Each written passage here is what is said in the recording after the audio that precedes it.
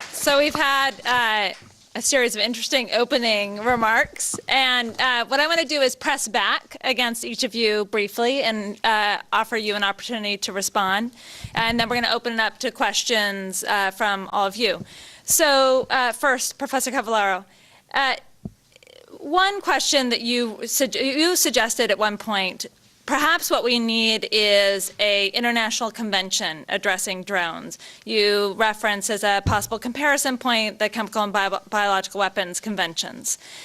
Now, Matt, on the other hand, raised the question, is it really the technology that's the problem? Right? So is it really drones that are the concern? Are these simply just a step further along, a long-standing move towards the ability to project force at a distance? You know, you have a history of developing military armaments as a history of being able to project force further and further away. Is this really just a kind of one step further down the continuum, not all that different really from cruise missiles? So is it really the technology that's the problem? And if so, what is it that's special about the technology?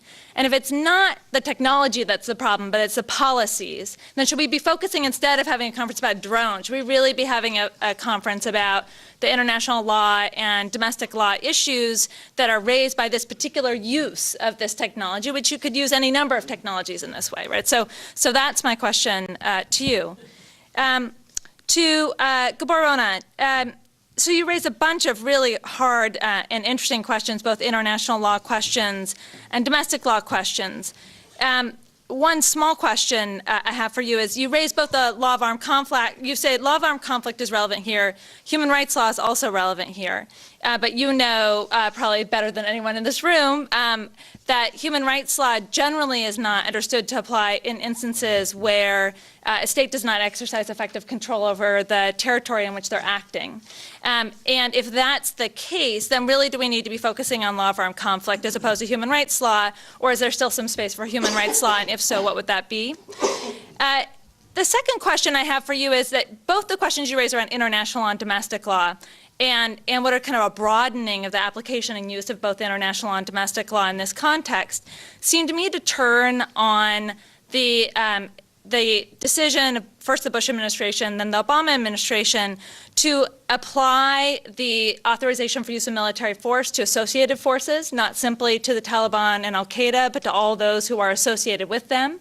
And so this interpretation of the authorization of use of military force to extend to associated forces, which then also is understood to give you an extension of authority under international law and engage in self-defense against anyone affiliated with al-Qaeda, because al-Qaeda has attacked the homeland, right? So is it really that that's the, in some sense, the fulcrum on which both the international law and domestic law errors turn? That is, this claim that we have legal authority both as a matter of international law and as a matter of domestic law to go against associated forces, which in turn is built on a reading of co-belligerency theory, as you know, right? Of the idea that we can go against anyone who is essentially partnered with our enemies, right? Who has an association with our enemies sufficient that they essentially become co-belligerents along with those enemies. So is that really, in the end, the fulcrum on which both of these legal errors turn? And if so, could we maybe make some progress by really focusing on that and making that clear? If that's not the case, then what's the source of the legal mistakes? Matt, you very helpfully, I think, separate out the concerns, the issues here, because there's a tendency in this area to kind of conflate the kinds of problems. So you helpfully separate out the technological platform, which I thought was a very helpful point, the policy of targeted killing, which turns in some sense to the questions I was just raising to Gabor, and the questions of oversight. So these are questions of secrecy and transparency. You very carefully then didn't take a position as to whether there are problems in any of these areas, and if so, where they might lie. You suggested that the technological platform isn't really the problem, because the truth is that this is just a species of a problem it's not about the technology, it's the use of the technology that's the problem. That would then suggest, and you said that oversight it's not legally, transparency is not legally required, but it might be as a policy matter a good idea. So that suggests then that it was the second category, the policy of targeted killing, that might be where the problems lie. If that's the case, then I'd encourage you to say something about what, if anything, is wrong with the policy of targeted killing, does that connect to some degree to some of the issues raised by Gabor in particular around the legal issues of international legal authority and domestic legal authority. And then finally, Bruce, you raise a lot of very cogent concerns with the policy of targeted killing, and in particular concerns around due process of the targeted killing program. But I have two questions. First, what is the solution, right? So we can talk about what the problem is. The problem is the absence of due process in the process of targeted killing. That suggests that a process, if we gave due process, then it would be okay. And so I guess the question I would ask for you is, how would we go about doing that? How would we provide due process? So there are a lot of different proposals kind of out there on the table. So one possibility that's been raised is a drones court, as some have called it, either inside or outside of the executive branch. Another suggestion that's been raised is when somebody goes on the targeted killing list, it ought to be reviewed by the Article 3 courts. Another possibility, I suppose, would be open transparency, but of course, there's all kinds of obvious problems with that, which is it's difficult to make transparent the fact you're putting somebody on the targeted killing list when you don't necessarily want them to know that as a matter of military policy. And maybe the answer is too bad, and we have to do that, and that's what's necessary as a matter of due process. But I guess I would ask you to kind of go the next step, to say not only what's the problem, if the absence of due process is the problem, how do we get sufficient due process? And do you really believe that impeachment power is the only check? I mean, I think you can't believe that, because the truth is that if impeachment power is the only check, what do? You have the next person come to office. This is not just an Obama administration policy, it was a Bush administration policy, and whoever comes next is likely to be in the same position. So simply removing the person in power without changing the institutional structure within which they're operating is not going to be sufficient to change the dynamic that we find ourselves in, which is a variety of problems. One is a perceived extensive threat. Another is Congress has kind of been paralyzed and unable to step up for itself and claim the powers that it ought to claim on these issues. And if you're not fixing that, and if you're not putting in place an alternative institutional structure, is removing the president in power now really going to get you anywhere? Is it just going to be the next person's going to end up falling into all the same traps? So that's just to get us started. Sure. And I think your question is entirely fair, and it's something that comes up a lot. How much of this is the technology? How much of this is targeted killing? And obviously, both are highly relevant. But if I disaggregate and answer how much of this is about technology, a significant part is. And I agree with what Matt said about, and what you said as well, Gabor, that this is a weapon. It's a particular weapon. It's a tool. It can be used effectively. It can be used ineffectively. The laws of war don't hinge necessarily on the tool. Necessarily, I'll underscore that, because there are many exceptions, including chemical and biological weapons, nuclear weapons, et cetera. Weapons that are not capable of making the distinction, that are indiscriminate. So the weapon can matter. Here's why I think drones should worry us in particular, and I'll say it at a couple of different levels.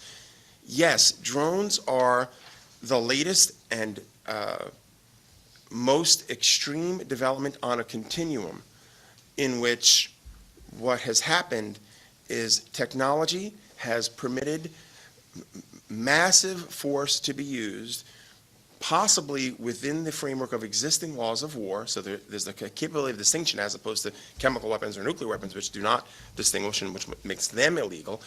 But it's the continuum where the great lethal force can be exercised without any potential cost to the state or party that uses the weapon.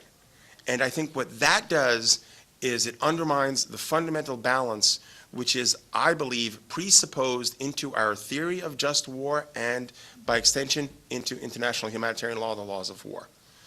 So that should concern us in terms of rendering law or rendering warfare fundamentally uneven. The second concern has to do with our constitutional structure, and these issues have been addressed. We have observed an accretion of power by the executive in matters related to war, and what we see in real time is that because of drones, the president and the executive branch are able to maintain a half dozen simultaneous theaters of engagement, right? Yemen, Somalia, Pakistan, Mali. You can add Afghanistan, Iraq, where there are armed conflicts, et cetera, without going to Congress. You mentioned, Bruce, that Clinton went to Congress, didn't get the authorization over Kosovo, and proceeded that, as I recall, because I watched it in real time on a daily basis. We've had information about the sorties and the flights and the bombs dropped, et cetera. These are low-level conflicts with high-level consequences to people on the ground that are occurring in real time with virtually no oversight. The threat to our constitutional process is quite severe, and I would say, even though it's a continuum, the nature of drones, one could argue, make this of a different order. And then there's also the threat, I would say, to global peace and to international relations, the facility that drones provide for all states to kill potential enemies without the threat to their own troops or their own forces, which is a significant constraint on the use of military force, is something that should concern us. So while it is a continuum, and I agree, and while it is just a particular tool and could be understood that way within the existing legal framework of international humanitarian law, there are elements that make it sufficiently distinct that we should be worried about drones and weaponized drones in particular ways. Fantastic, very helpful. So, Oona, you asked me two questions, so I'm going to start by answering neither of them. Because I really want to weigh in on true politics. I'll get to the one Politician of them. would admit it.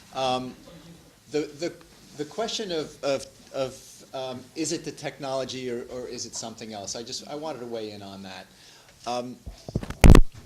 Matt was talking about other precedents for firepower that the United States or others have been using that creates new imbalances between parties to armed conflict. You don't have to start with with cruise missiles. You can go back 100 years to the advent of aerial warfare, where somebody got the bright idea that they could drop a bomb from a balloon. And when that reality came into being, it ignited an entire debate about whether or not this is a game changer that requires, throwing out the old rule books and promulgating some new visions of what is appropriate in armed conflict. There have been gradual changes in the nature of international law related to the conduct of hostilities. But drones are not such a game changer. They do present opportunities that are unprecedented for a party to armed conflict to stay out of harm's way. That in and of itself is not new. What I think is new is the combination of that fact along with the changing nature of the conflict. The changing nature of the conflict is that we no longer have a blue army lined up against a gray army and know, if we're not colorblind, who it is that we want to target. The combination of the changes in technology and the changes in the nature of warfare are indeed a game changer. However, I don't think that mandates the new law. The law is okay. The law says you can fire at combatants in armed conflict, you can't fire at civilians. The law says if you're not in armed conflict, you can only kill people if they pose an imminent threat to bodily harm which cannot be ameliorated otherwise. This law is still good. Now, as to the question well, I'll take the first one first about the interplay between human rights law and IHL. It's absolutely true that while human rights law standards and law of armed conflict standards should take care of what it is that we need to be taken care of in all circumstances, because you either have the law of armed conflict applying in armed conflict situations, or you have human rights law, which creates higher impediments to killing. But Oona is absolutely right that the United States, at least, does not acknowledge the applicability of its human rights law obligations in a couple of respects. In one respect, the U.S. is a very significant outlier from the international community on this question. The European Court, under the European Convention, has made it quite clear that states have extraterritorial human rights obligations. When they act outside their own territory, their human rights obligations come along with them. The United States rejects this view. The fact that the United States rejects this view is what creates the lacuna. But the answer is not to bring in more or an expanded vision of the application of the laws of war, which lowers the threshold for killing. The answer is simply before our face, that the United States needs to do what the rest of the world that has and recognizes human rights obligations is doing, which is to acknowledge the existence and the application of those human rights law obligations wherever they act. So, Bart, can I interrupt you there for a second? Because even the European Court of Human Rights Effective holds control. that it's only in instances where they exercise effective control, which would not be the case in most of the places in which the U.S. is using drones. So even if we took the ECHR standard and assumed that that was the right standard, even then you wouldn't say, this is a relatively small point, but I think it's not irrelevant to judging what the right way of acting is.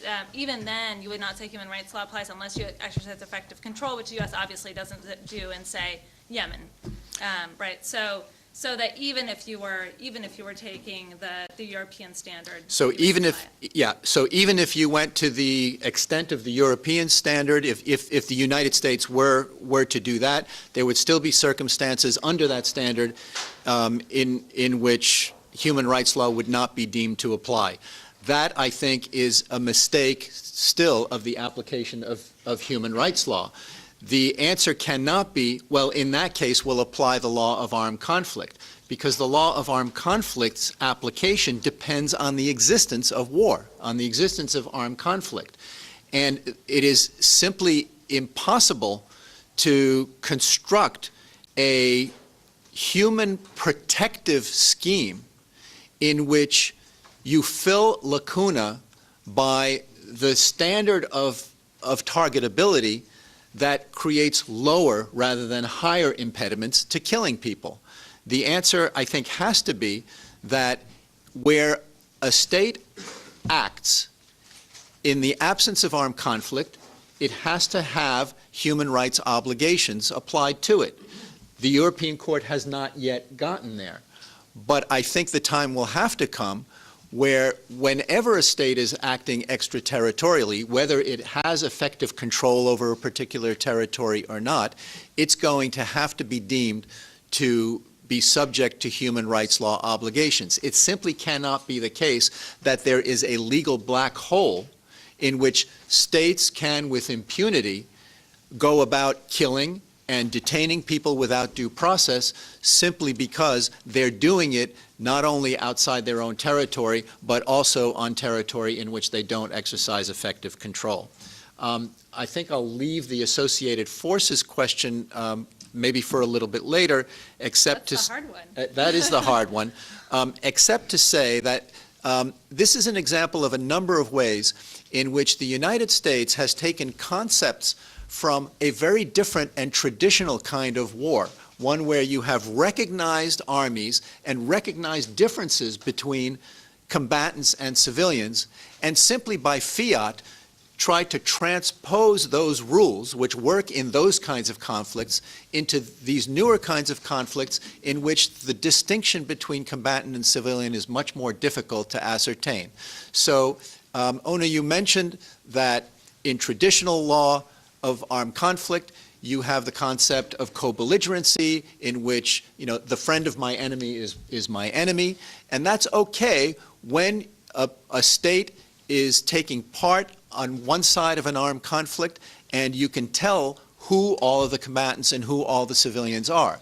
But to take that concept of co-belligerency from wars between states and to simply transpose it without any fine-tuning to the concept of armed conflicts involving non-state armed groups and calling them associated forces for the purpose of authorizing killing anybody who not only may be a member of al-Qaeda, whatever that means, or a member of an organization that is associated with al-Qaeda, whatever associated means, is simply to wipe out any semblance of rule, of being bound by law or being bound by rules on the question of killing.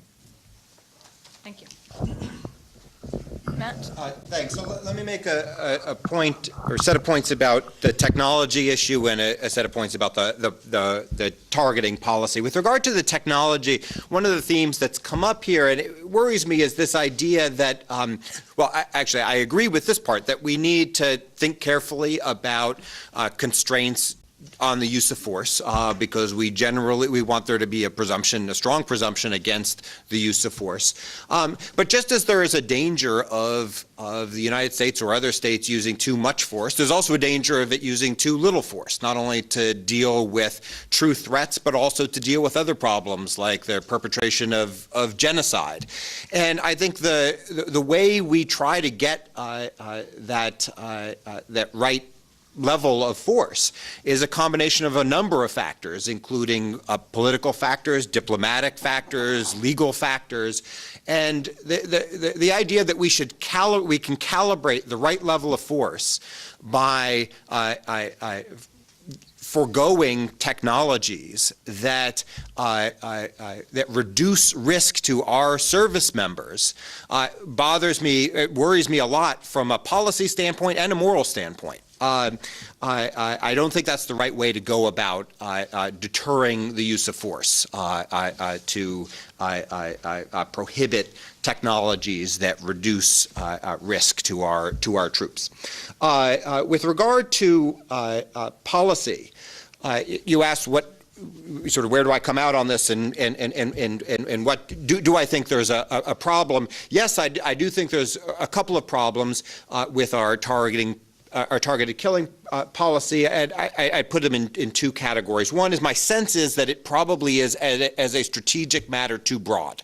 I think we probably are, in order to get short-term gains, using the tool too much and causing long-term damage in terms of the kinds of extremism that may be generated by the use of targeted killing strikes, also by and this relates to my next point, I think blurring some of the legal and normative standards in a way that's dangerous to us. I mean, in addition to being problematic perhaps from a legal standpoint, from a humanitarian standpoint, I think it may also come back to hurt us in the end. And that's what I would want to emphasize here, is that I think the United States has failed to articulate sufficiently clearly and then demonstrate its adherence to some principled limits on some of the questions, especially that Gabor has raised. Who can be targeted? What kind of threat would rise to the threshold against which we would use force? So how do we think about questions like imminence? And let me mention here two lessons of my own from my time in government that I think are factors or sources of this problem. One is, I think when you're inside the government, you think you sound more reasonable and principled than you do. It's when you're reading the speech and you're writing the speech, it sounds much more reasonable, and it sounds much more, I think, constraining, limiting than it does to the outside audience that's hearing it. And so I think whereas the Obama administration probably, it's committed to being more transparent and articulating more clearly the boundaries, the legal boundaries, the ethical boundaries of its targeting policy, I think to many people on the outside, they're not hearing this as sounding very limited. Another issue is that the United States government government in particular, I think, tends to be very good at explaining its legal authorities, but then not so good at explaining the limits. And I think what often tends to happen is that and we've seen it in some of the speeches about targeting, the United States government, senior officials will go out and they'll say things like, we can use lethal force against high-level al-Qaeda planners, and maybe give a little bit of detail as to who can be targeted. But then if you said, well, okay, I understand you think you can target leaders, but what about lower-level fighters such as X? The answer will be, well, we're not going to talk about hypotheticals. And part of the reason for that, I think, internally, is to say, well, we probably wouldn't do that anyway, but why constrain ourselves? Why should, maybe there is a hypothetical in which we might want to do that, and we might even think that it's legal, or there might be an available legal argument. I think it's dangerous, and I think the strategic danger in failing to articulate those limits comes back to haunt us down the road. It comes back to haunt us in part because we end up eroding some of these principles, like international humanitarian law principles that are important to protecting us, our citizens, but also to implementing a human rights agenda that we have. I think it's also dangerous because of some of the issues that have been raised before, in that it interferes with our ability to condemn practices by others. Great. Bruce? The first question, well, what is the model that should be employed in confronting a post-9/11 world? I don't think we need to invent it. We did use it against American Taliban. His name was John Walker Lind. I think he's now spending 20 years in prison. We actually charged him with a crime. He was prosecuted across the river of Potomac in the Eastern District of Virginia. He was sentenced under civilian criminal law, and he's in prison. Shortly thereafter, we had someone who was called the 20th hijacker, Zacarias Moussaoui, who was also prosecuted in a civilian court right across the Potomac River. The jury was given an option to sentence him to death or to life imprisonment. They chose life imprisonment. He's now serving time. And in a larger scale, I think the way to approach the culprits of 9/11, similar but not quite as aggressive, is the way Israel treated those who were implicated in the Olympic Munich massacres of 1972. We surely have a right to charge them. We have the evidence, like we did against Moussaoui, with crimes. In fact, we're going to try Khalid Sheikh Mohammed in the civilian court till the backbone left the Attorney General. He charged them with crimes. And then, with regard to law enforcement, you can use deadly force to kill someone whose escape, if he's fleeing, would create a serious danger to physical injury or death of another. And that's Israel got, I think, all of the Munich +1 that they shouldn't have gotten. That is the way in which we should have approached 9/11. It was mass murder, not war. In fact, that was the count against Moussaoui, 3,000 counts of homicide. So we don't need to invent it. Now, some could say, well, wouldn't that be, riskier than being preemptive, looking and seeing, well, there's al-Qaeda who harbors resentment against the United States, so why don't we kill them before they can do anything bad to the United States? That's not who we are. That's the whole idea of due process. You actually don't get to take preemptive action before someone who's shown by their actions they're inclined and likely imminently to create a danger to the United States. Can I press back on you Sure. on this for a moment? Because so I agree with you completely when it comes to people who are currently within our custody. But what would you say if the U.S. has good intelligence that there's someone either planning or has already planned and carried out attacks against the United States? They're in, let's say, Waziristan, and we know where they are. Now, I don't think you would say, though maybe you would, we should send in the troops, grab him, and bring him home and try him. I suspect that's not what you would say. No, what I would right? do, what we did with Osama bin Laden before 9/11, we had a grand jury indict him for conspiring to destroy defense facilities or otherwise. He was indicted. Once you have an indictment, you can send in the FBI or even the military to seek capture of someone abroad if there's not an extradition treaty. And if they flee and you have to kill them in order to prevent their danger to someone else, that's what is permitted. And you can use the military, consistent with the Constitution, to capture someone who is indicted. In contrast, let's think of Mr. Al-Awlaki. No accusation of any kind that he had committed any crime whatsoever. Nothing. We just incinerated him. And it suddenly became a crime, in the words of John Yoo, to be associated with a possible danger, even though it's uncharged. Well, listen, if the description of the events that you described was true, there'd be lots of evidence to get a grand jury indictment. You're not shielded from U.S. law because you're plotting outside the United States to commit harm inside. If you're standing across the border in Mexico and ready to shoot someone in the United States, yeah, you can be captured and tried and convicted. So let me make this harder for you, though, so say you have a grand jury indictment. Now, do you then propose, so with using drones, you don't actually have to put U.S. boots on the ground. To actually capture him, if that's what you're saying is necessary, you would have to put U.S. boots on the ground in Waziristan, which is politically No, but well, we put boots right? on the ground in trying to capture Osama bin Laden, right? And that's some of the, and what you do is, yeah, you sometimes, in order to respect due process, you maybe have to do politically uncomfortable things. So what? That's who we are as United States citizens.